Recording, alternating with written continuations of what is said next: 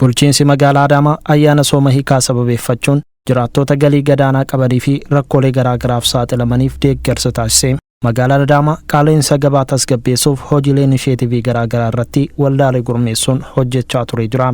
Inisheetiviiwwan bocamanii hojiirra oolaa jiran kunneenis wabii nyaataa sadarkaa maatiitti mirkaneessuu irra darbee dinagdee biyyaa utubuu keessatti gahee olaanaa bahataa jiru.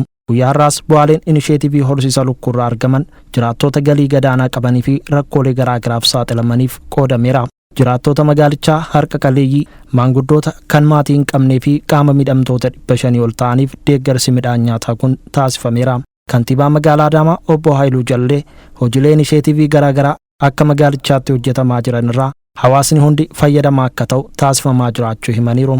Aadaa gargaaramummaa irraa gara oomishtummaatti labsii mootummaan keenya labseen magaalonni naannoo keenyaa akka oomishan waan oomishan uummata isaaniif akka dhiyeessan uummannis mataasaa ofii isaatii oomishee jiruuf jireenya isaa injifachuu akka danda'u yaalii godhamaa tureen inisheetifoonni misooma magaalaatti waggoottan darban bifa gargaraatiin hojjetamaa turan bara kana bu'aasaa irra caalmaadhaan dhamachuu kan eegalleef gabaan ayyaanaa gabaa guutuu ta'uusaa oomishaaleen qonnaa hedduun oomishaaleen jiraatan magaalaa Adaamaa itti fayyadamu harki caalu magaala keenyatti oomishamuun dargaggoonni keenya oomishuun qonnaan bultoonni keenya oomishuun akka waliigalaatti dhaabbanni misoomaa hundeessines Adaamaa Investimentii Group bal'inaan oomishuun ummataaf dhiyaatee gabaan guutuu ta'ee jira.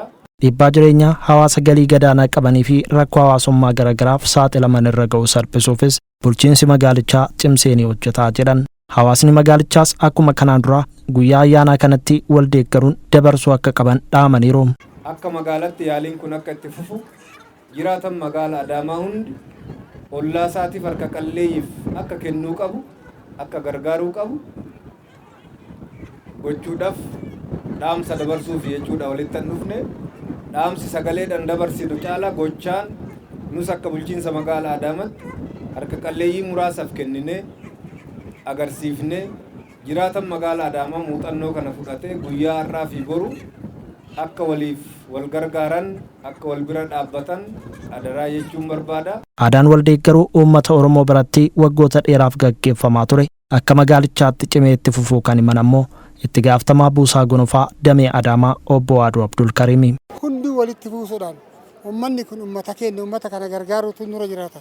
Abbootiin qabeenya abbootii warshaalee magaalaa keenya keessa jiran uummata kana deeggaruun nurra jiraata yaadama jedhuun sagantaan bargaa jirru kana akkasitti qophaa'ee jechaadha. Lubagaas kun kaayyoo buusaa gonofaa uummanni Oromoo kalee bakka kaleetti duudhaa walii buusutti walii gonofutti aadee boojuun gocha keessa baanee qabatamaan mul'isuun jechuun uummata keenya moggaa dhaabbachuu jecharraa gochatti ceenee uummata keenya gargaaruun yaadama jedhu dhugoomsuudhaaf sagantaan guyyaa irraa kan qabame jechaadha. Namoonni deeggarsi isaaniif taasifames gammachuutti dhaga'ame ibsataniiru. Ayyaana kana kiristaana islaama odoo hin jedhin odoo nama tokko adda baasin isaan bakka ilaalcha gaariidhaan nu bira dhaabbatanii bulchiinsi kantiibaa magaalaallee Adaamaa jechuudha.